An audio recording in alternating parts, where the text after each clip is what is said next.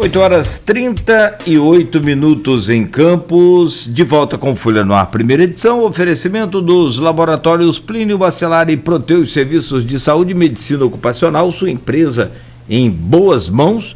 Voltamos com o Folha no Ar e hoje conversando, recebendo aqui com muito prazer o Marcelo Viana, cientista social, e neste bloco, né, a gente abre com você, Luiz, volto com você aí sobre... como você mesmo diz aí, sempre manteve vivo aqui essa memória. Vamos voltar para o nosso canavial. Volto com você, Luiz. Como dizia o Capi, né? Grande diretor teatral, Capi. Vamos voltar para o nosso canavial. Começava a devagar muito sobre algum tempo. Vamos baixar para o nosso canavial. E, Marcelo, é inegável que a partir dos anos 90, no começo dos anos 90, os royalties começaram a ser pagos, da 1990, para ser mais exato. E a partir dos anos 2000, as participações especiais, né, que são trimestrais. Os royalties são mensais, participações especiais são trimestrais. E varia de acordo com a condição geográfica e tal, os elementos da equação para se referir a esse valor. Mas Campos, por exemplo, sempre recebeu mais participação especial do que de royalties. Embora a palavra royalties tenha entrado no entendimento popular, né? Para o cidadão médio, tudo é royalties. Mas tem diferenças. O fato é que o estado do Rio, Campos e vários municípios da região, São da Barra, Macaé, Quissamã, se tornaram esse adjetivo petrorrentista, né? E tem uma coisa que na economia mundial é chamada de doença holandesa em relação ao petróleo. Isso. Eu queria, com base no seu conhecimento de geopolítica, que você analisasse isso antes da gente entrar mais especificamente no caso de Campos. Uhum. Bem, olha, a questão de geopolítica é importante perceber o seguinte. Muita gente está dizendo que o petróleo deixou de ser relevante, que agora é a economia verde. Olha, muito chão ainda teremos pela frente. E aí, quando eu vejo alguém dizendo, mas já tem hoje o carro elétrico, mas essa eletricidade vai ser gerada como? Esses países têm hidrelétricas, têm outros potenciais que não o uso de óleo combustível para gerar energia? Não. Então, pode ser que você desenvolva aí um amplo setor de carros elétricos e o óleo combustível continue sendo a base da matriz energética em primeira instância, né? Porque é a partir dele que você vai gerar eletricidade. Então, veja, a geopolítica da energia continua sendo um guia para se entender os principais conflitos globais. E, de certa maneira, o Brasil foi atingido com a descoberta do pré-sal. Boa parte dessa desestabilização, há teóricos que dizem o seguinte, olha, o Brasil acabou despontando, né, em função da descoberta do pré-sal e do potencial do pré-sal no mapa, no radar da geopolítica da energia. E agora está sofrendo as consequências disso. E que boa parte dos nossos problemas também viria em função de articulações externas. É aquele negócio, o sistema internacional é um sistema oligarquizado, quem está sentado nessa mesa não está querendo receber novos comensais. Então, há sempre uma ação hostil para quem está querendo crescer e aparecer. Essa é uma dimensão. Outra dimensão é que o petróleo está ganhando uma relevância crescente nas contas externas brasileiras. De 2016 para cá, você olha as contas externas, juntou petróleo, você junta petróleo, carne, soja e ferro, você tem 50% das nossas exportações, né, e da geração de saldo em moeda forte. E o Brasil era, até outro dia, importador líquido de petróleo e passou a ser exportador líquido de petróleo. Só que num contexto em que nós estamos regredindo no que diz respeito ao beneficiamento. Claro, o petróleo brasileiro tem um conjunto de restrições, às vezes ele não é apto para a produção de todo tipo de derivado. Mas o fato é que nós estamos transferindo para fora a capacidade de refino e estamos caminhando para sermos cada vez mais exportador de óleo bruto e importador de combustíveis. Quando um dos vetores da nossa reindustrialização deveria ser exatamente a cadeia de petróleo e gás e tudo que diz respeito a ela. E aí entra o Rio de Janeiro. O que salvou o Rio de Janeiro do quadro fiscal em que se encontrava há aí uns 10, 15 anos atrás foi exatamente a cadeia do petróleo e gás, né? Que movimentou a economia e proveu aí os recursos, né, dos petrorrentistas. Podemos aí discutir exatamente essa maldição da riqueza fácil, né? O recurso que entra facilmente em função da extração de um recurso natural gera aí o que seria uma variação da doença holandesa. Você desperdiça oportunidades, você dissipa esse recurso às vezes por falta de prioridades adequadas, você não investe esse recurso para desenvolver alternativas futuras que sejam capazes de suprir crescimento econômico quando você já não tiver petróleo. Na conjuntura, o fato é que a mudança recente no mercado internacional de petróleo tende a trazer impactos positivos, tanto para as contas do Estado como para as contas do município, permitindo que parte do sufoco fiscal dos últimos anos seja aliviado. Mas esse impacto positivo na situação fiscal de estados e municípios não deve, né, fazer com que a gente esqueça de que o recurso do petróleo ele é finito e, portanto, nós deveríamos estar investindo desse recurso na criação de alternativas produtivas economicamente sustentáveis para o futuro, né? Campos tem um potencial muito grande por ser uma cidade que é hoje polo educacional, é sede de uma universidade estadual, tem campos avançados, tem institutos federais de ensino, tem capacidade de geração de pesquisa, capacidade de formação de quadros, e nós precisamos conectar esse potencial da cidade com sistemas produtivos complexos, com a capacidade de nós sairmos desse padrão que é ainda agromineral, vamos dizer assim, que é depender em grande parte do açúcar e do petróleo, para criarmos alternativas, né? É verdade que Campos se beneficia de empreendimentos mais recentes, tem o Porto do Açu, esse Porto do Açu tem um efeito de densificação econômica, de diversificação econômica, mas ainda é restrito, né? Até porque boa parte dele ainda está vocacionado para essa área primária exportadora. De modo que nós temos que pensar estratégias de desenvolvimento. Isso vale para o estado do Rio como um todo e vale para o norte fluminense, né? E Campos, com o papel de destaque que tem como cidade polo na região, eu acho que tem muito a contribuir para a busca dessas alternativas. É preciso pensar a longo prazo, viu? Eu não sei se nós temos aí estruturas no estado e no município pensando esses grandes desafios no médio prazo, que vão, assim, que permitiriam a gente superar os riscos da doença holandesa.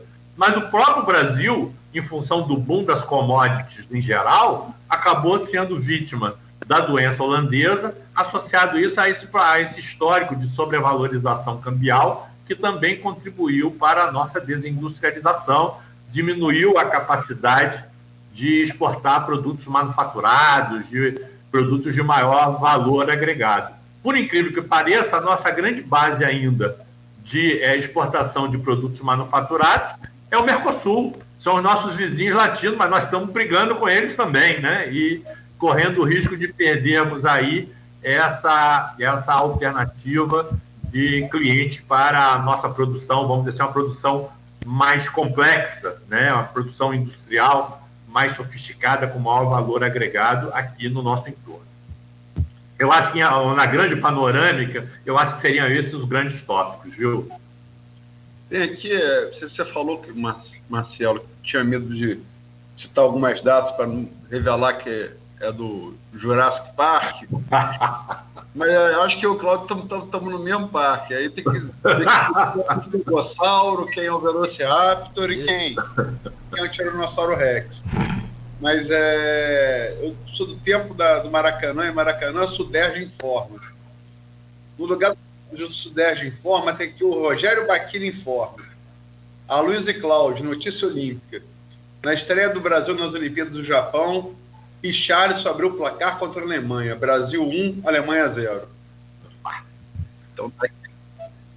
O Baquini tricolor? O Richarlison Tá. é gol tricolor. Desculpa. Tá bom, Paulo Nogueira. Tá ele fechando aí, tá do dele, viu? Desculpa. Paulo Nogueira, você sabe que o Flamengo inverteu aquela máxima que o craque Flamengo forma em casa, né? Craque Fluminense forma, o Flamengo compra. É mais fácil.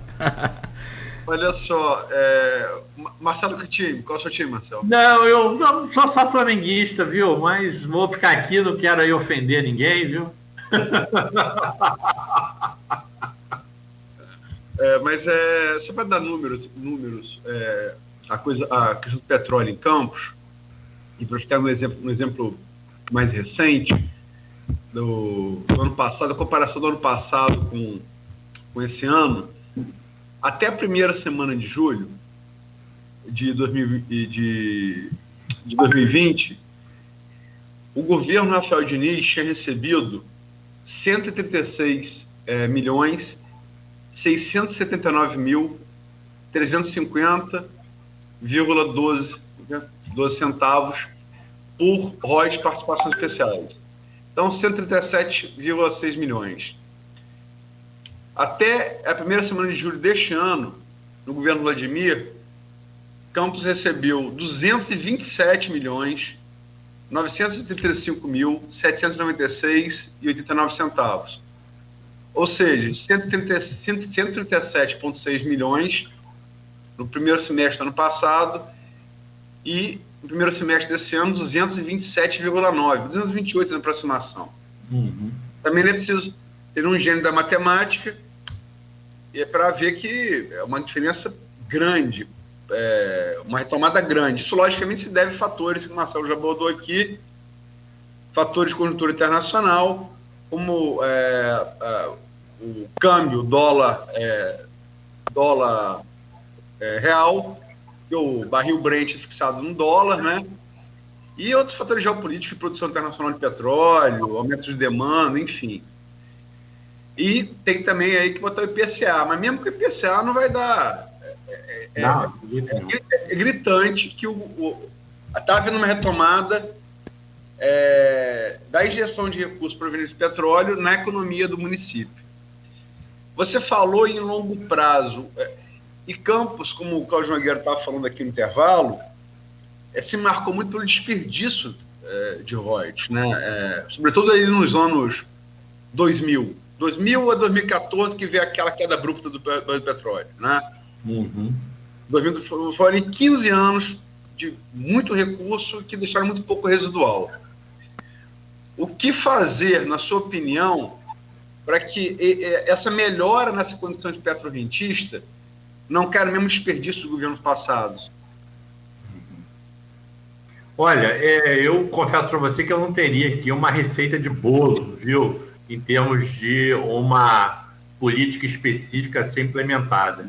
Mas acho que o desafio em Campos, aproveitando essa base de educação superior e tecnológica, esse potencial de desenvolvimento tecnológico, seria tentar trazer para a região empresas que pudessem, articuladas com a cadeia de petróleo e gás, desenvolverem aí atividades de ponta, né, na área tecnológica. Eu acho que esse seria um primeiro nicho. E num segundo nicho, pensar em outras opções que você teria para o desenvolvimento local, até pensando um pouco o seguinte: vamos pensar um pouco em países lá, escandinavos, que são países ricos, que vivem grande parte de produtos naturais, mas desenvolveram tecnologias sofisticadas para tratar os seus recursos naturais. Então, são economias baseadas em riqueza natural, mas com aplicação de alta tecnologia. Eu acho que talvez o desafio de Campos e de boa parte do estado do Rio fosse encontrar esse ponto ótimo de equilíbrio, viu, Luiz? De buscar agregar valor a potenciais que já existem mediante inovação, exploração em novos campos de conhecimento e produção. Eu acho que potencial existe. Veja, Vou citar um exemplo que não tem nada a ver, mas que mostra a capacidade de resposta. Quando a pandemia começou, nós tínhamos desaprendido a fazer até máscara, estava dependendo de importar máscara de fora. Agora, nós já estamos produzindo o insumo básico de vacina, está saindo aí a vacina do Butantan, e a Fiocruz tem todas as condições de produzir também uma vacina made in Brasil, né? Produzir o IFA aqui no Brasil. Então, o que acontece é o seguinte, nós temos ainda uma base tecnológica que, pressionada, é capaz de dar respostas e fazer com que a gente retome, num prazo relativamente curto, posições que nós já tivemos no passado recente. Eu acho que o nosso desafio hoje é fazer isso, mas isso vai demandar um outro tipo de abordagem de política econômica, entendeu? Não há país como o Brasil que possa desenvolver sem retomar investimento público. E isso vai bater em todos esses problemas mais complexos, que eu não vou entrar aqui, porque não cabe, nem de tempo, nem o assunto é vastíssimo, mas que dizem respeito a qual é a gestão de política econômica que nós vamos ter para desenvolver o Brasil. Nós temos adotado políticas reativas, quando nós tínhamos que ter políticas proativas. Veja, não precisa inventar a roda. É ver um pouco o que a China fez para virar superpotência, e aí, é claro, a China é totalmente diferente da gente. Mas ver agora o que o Biden está fazendo para tentar manter os Estados Unidos na posição de potência global hegemônica, né? Então, você vem aí com toda uma agenda de investimento em recursos humanos, em infraestrutura, em ciência e tecnologia, que é para garantir a permanência das vantagens que os americanos conquistaram no passado nessas áreas e que são responsáveis pela pujança do país hoje ainda, né? O fato de ainda ser a grande potência global. Nós temos que aprender sem precisar inventar muita roda. Eles já estão fazendo o que, de certa maneira, nós teríamos que fazer aqui se a gente não quiser ficar para trás. Eu acho que esses desafios estão todos conectados. E esses desafios estão conectados com o desafio da agenda externa.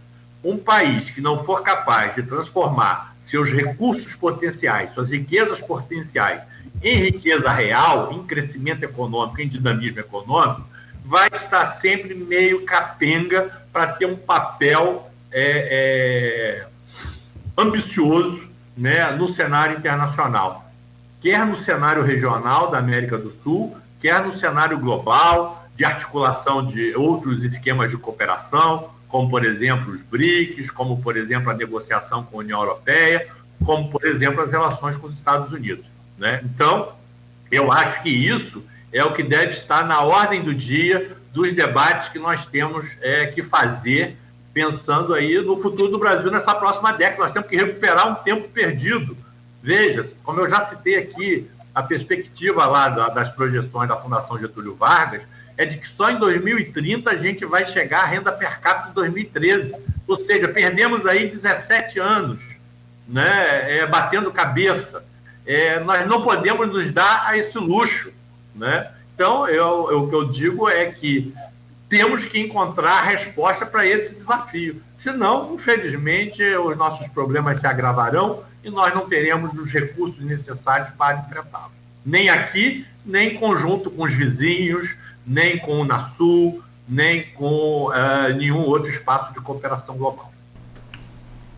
Bom, esse assunto é de uma riqueza extraordinária. Só informar que saiu o segundo gol da seleção brasileira. Opa! E adivinha de quem? Richarlison, de novo. Tá certo. Bom, bem, gol contra a Alemanha a gente tem que comemorar com um sabor especial, né? E de canela contra, de mão, de qualquer jeito. Mas aquele 7-1 para você. Charles Miller trouxe a bola para cá no final do século XIX, início do século XX, né? Vai demorar acho que mesmo tempo para gente devolver aquele 7-1. Né, naquela mesma proporção ali, naquele. Né, difícil.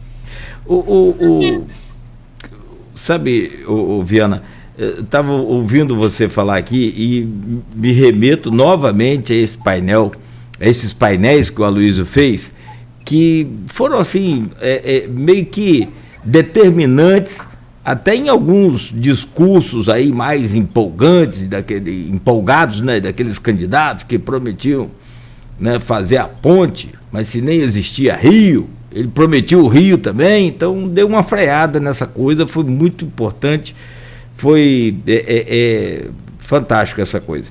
E um trabalho do Aloysio, com toda a equipe aí da Folha da Manhã, foram 11 painéis e nele ficou definido ali assim, muito claramente, que Campos precisa, além de royalties, muito mais do que isso, voltar à sua vocação, que é agrícola. E aí nós temos uma extensão territorial fantástica, temos um potencial, né, de irrigação maravilhoso, que é 1.470 quilômetros de canais artificiais e por aí vai. A grande questão, o grande desafio é isso que você falou. Como colocar essa prática em ação e recuperar, porque agora a gente já está falando em recuperação de tempo, não é nem em avançar no tempo, é recuperar o tempo, se a agricultura demanda tempo. Como que a gente consegue unir essa coisa toda num olhar seu, que hoje é mais visto assim de fora do que da gente? Você me permite só uma observação, Cláudio? Por favor. Há uns anos atrás, eu fiz um curso na Escola Superior de Guerra que me permitiu visitar Mato Grosso. E Mato Grosso, como você sabe, é um dos grandes polos de desenvolvimento da agricultura brasileira de exportação e da agroindústria. E a estratégia que Mato Grosso estava adotando para industrializar e o Estado era atrair para o Cuiabá e para as cidades do entorno as indústrias responsáveis pela provisão dos insumos e pelo beneficiamento da produção. De modo que você pensava num projeto agrícola que era agroindustrial, explorando a conexão da agricultura com toda a cadeia, né, industrial que precede a agricultura, porque fornece os insumos, os aparatos, os maquinários, etc. e tal, como também o aparato agroindustrial de beneficiamento e processamento da produção. E as perspectivas naquele tempo eram muito positivas, estavam tendo bons resultados. Confesso que eu não voltei mais ao assunto, não saberia fazer uma avaliação atual. Mas na época me parecia que era uma estratégia muito interessante. E eles estavam ali já preocupados em estabelecer conexões com a vizinhança, porque eles estão ali na região de fronteira, pensando na provisão de energia para o Estado, pensando no escoamento de produção para o Pacífico, através de chamados corredores interoceânicos. Tudo isso era agenda da Unasul e tudo isso, por hora, está congelado. Parece brincadeira, mas Richarlison Rogério tá botando aqui de novo. 3-0. Que time que é esse da Alemanha aí? Mas não é a seleção principal. Né? Claro, assim. Mas olha.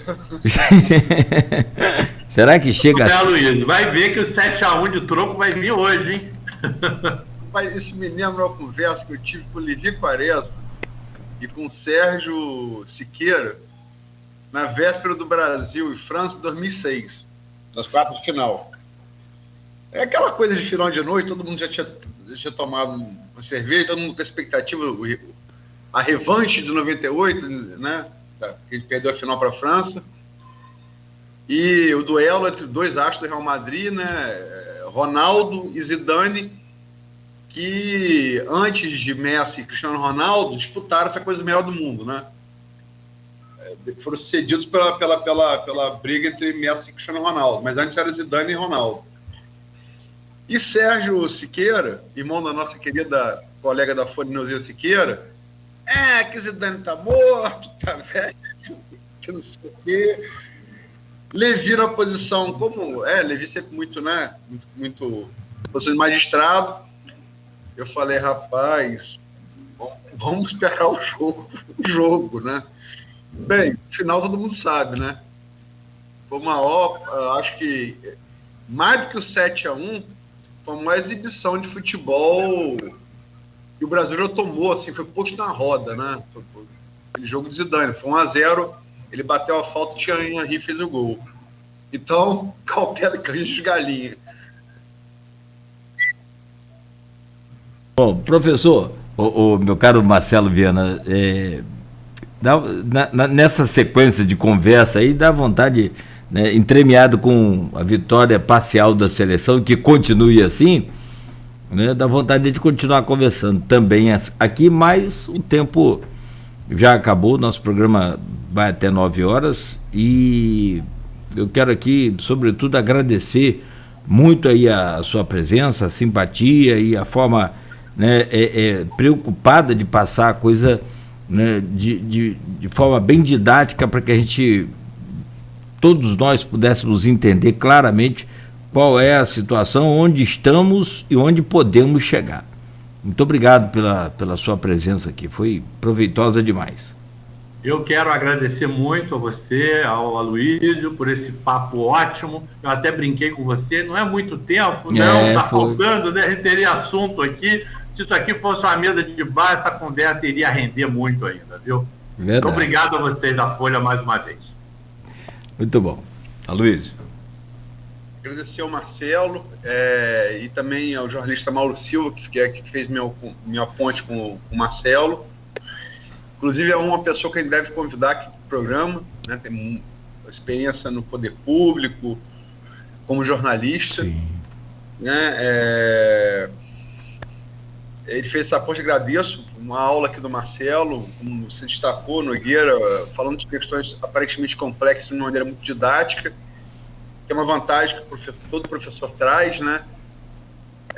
Muito boa entrevista, e anunciar amanhã a entrevista com o general do Exército Brasileiro, general da Reserva, Francisco Mamed de Brito Filho, que, entre outras coisas, comandou o contingente brasileiro de Minutar no Haiti e a Força de Pacificação no Complexo da Maré.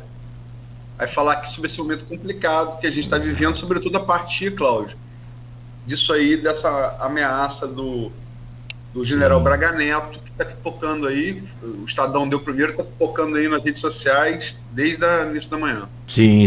Ameaçando a não realização de eleições se não tiver voto impresso, que todo mundo sabe é uma atenuante prévia para a derrota, e todas as pesquisas indicam, logicamente, que faltam 14 meses para a eleição, falta muito tempo, tudo pode mudar, mas todas as pesquisas indicam a derrota de Bolsonaro, né? No primeiro e segundo turno, 50% de rejeição, assim como o Donald Trump fez com o voto pelos Correios, né, nos Estados Unidos. Né? O voto impresso, o voto eletrônico começou no Brasil a ser implantado em 1996, tem algum tempo, né? Não tem uma denúncia de fraude sequer, não tem nada comprovado, uma única evidência de fraude. Né? E essa analogia do Marcelo é muito boa, né? É como se propusesse resolver o problema do congestionamento de tráfego no mundo, abolindo o carro e voltando para cavalo e carroça. Né? Perfeita essa analogia. Muito bom. Né? Ameaçando não ter eleição. Com todo respeito, e eu tenho muito respeito às Forças Armadas, muito respeito, estamos falando aqui de futebol, né? Talvez fosse a hora dessa parte, que não são as Forças Armadas, é uma parte das Forças Armadas que está encampada no governo, fosse para o estado de futebol, como foi Dilma em 2014, eu visse aquele mesmo coro do Mineirão. Não vou dizer porque é prova de baixo, talvez fosse o caso, e talvez esteja chegando nessa hora. Com todo o respeito que eu tenho muito pelas Forças Armadas brasileiras. Concordo, perfeito. E amanhã vai ser uma oportunidade também, né, como a de hoje, e eu sempre digo, não menos importante e necessária nesse momento em que nós vivemos, e que aí entra o papel da imprensa, né, independente, livre, entra aí o papel do Grupo Folha da Manhã, que é levar os dois polos, os dois lados, né, para que a população possa se informar a sua opinião baseada no que de fato realmente está acontecendo. O meu caro Marcelo, mais uma vez, muito obrigado. Aloysio, Né? Para você, um bom dia e até amanhã às 7, se Deus quiser. Se Deus quiser. Logo, obrigado. Um abraço. Muito bom. Vamos seguindo com a programação e agora com muita música, mas também no mesmo padrão do Grupo Folha com muita informação.